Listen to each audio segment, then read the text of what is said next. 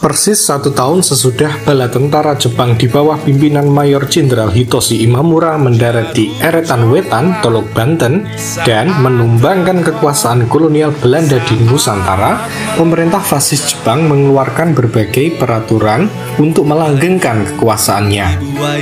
Beberapa di antara peraturan itu adalah mengganti bahasa percakapan dan tulis di Indonesia dari bahasa Belanda atau Inggris menjadi bahasa Jepang atau Melayu.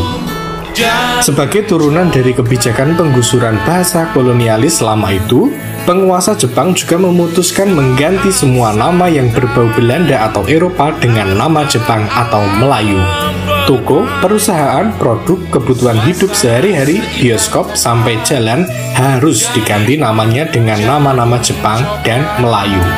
Tujuannya jelas, sebagai media propaganda politik guna melanggengkan kekuasaan mereka.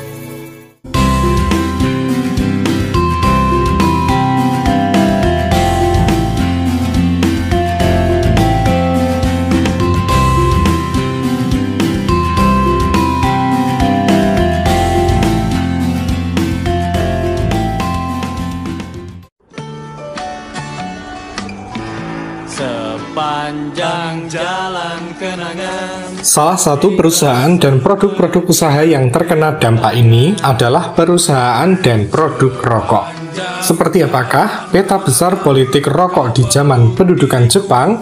Di Yogyakarta, sebuah perusahaan rokok besar yang produknya banyak disukai di Eropa, Nigrisco NV, oleh intervensi langsung penguasa Jepang harus rela berganti nama baru menjadi Jawa Tobacco Kojo. Produk cerutunya berganti nama menjadi Momotaro.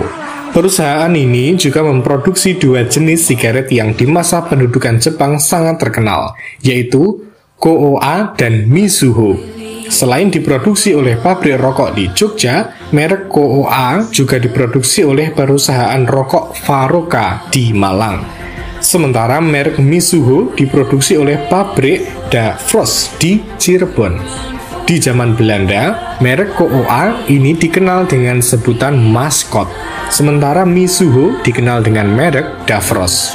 Rokok dengan merek Double Ace oleh penguasa Jepang diganti namanya menjadi Sekidou atau Katulistiwa. Assalamualaikum, waktu sudah menunjuk. Kok disimpan semua? Kan belum puasa, mah. Nggak boleh rame-rame.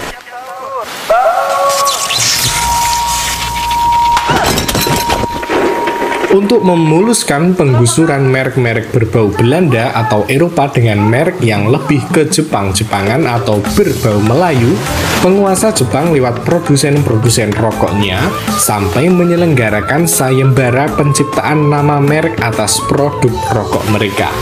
Sayembara ini konon diikuti sampai 1.889 orang. Dari sayembara itulah lahir merek-merek rokok yang menjadi media propaganda Jepang. Koa, Mizuho, Shiraho, Sekidou, dan Semangat. Di antara semua merek rokok itu, barangkali merek Koa dan Mizuho lah yang paling banyak dikenal masyarakat luas.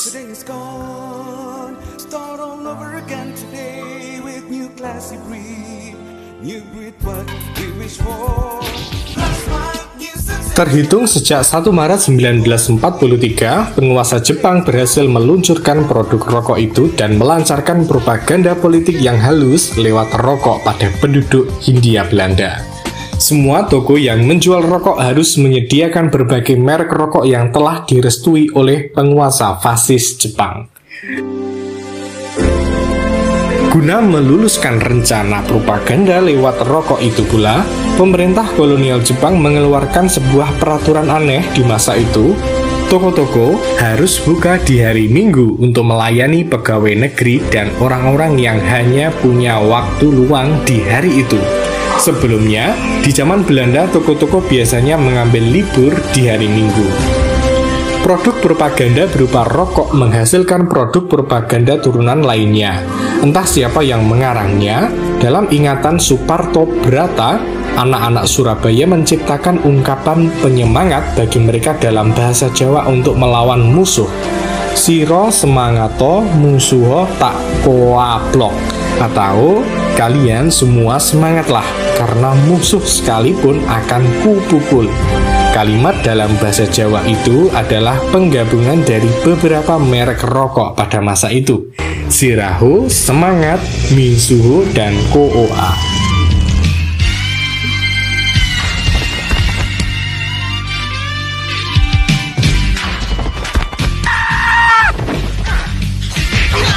Ketika memutuskan pembentukan Jukun Iangfu atau barisan wanita penghibur tentara Jepang, penguasa Jepang bahkan membekali para perempuan itu dengan 1,5 bungkus rokok KOA setiap harinya.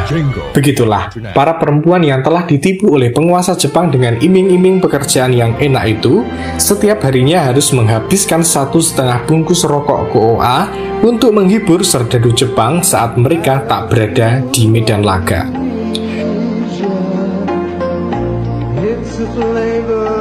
Apa yang dilakukan oleh kaum pergerakan untuk melawan propaganda Jepang lewat rokok itu, sebagian besar di antara mereka juga perokok aktif. Menghadapi manuver Jepang, mereka berusaha melawannya dengan tetap mengkonsumsi rokok kretek.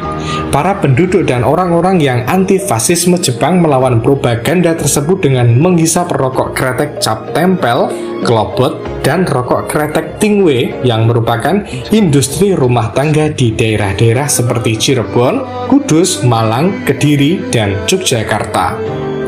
Salah satu rokok kretek yang terkenal di Jawa masa itu adalah rokok kretek tali 1 dan rokok kretek tali 2. Di Jakarta sendiri, dalam ingatan budayawan Betawi Alwi Syahab, rakyat umumnya menghisap rokok kawung yang terbuat dari daun nira dengan tembakau berbentuk lempengan yang harus dicubit tembakaunya terlebih dahulu sebelum dilinting dengan daun kawung.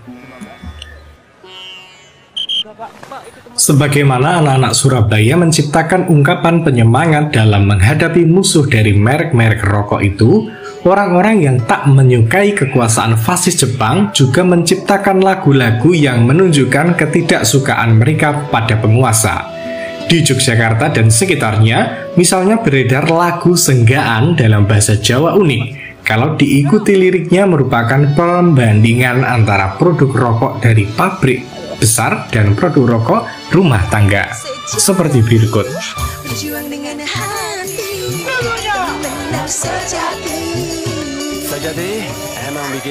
Tentu saja orang menyanyikan lagu Senggaan ini tidak secara terang-terangan di depan pasukan atau penguasa sipil Jepang.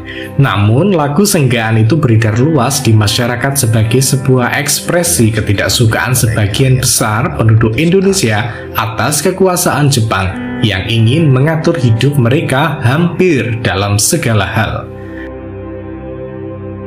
Bagaimanapun juga, penguasa fasis Jepang tak akan mampu melawan produksi dan pemasaran rokok kretek rumah tangga yang jumlahnya jauh lebih banyak dan operasinya jauh lebih rumit daripada produksi dan pemasaran produk-produk rokok yang mereka restui.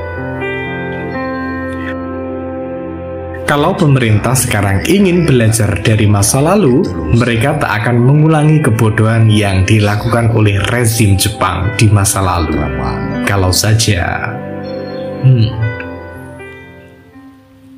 Salam sejarah.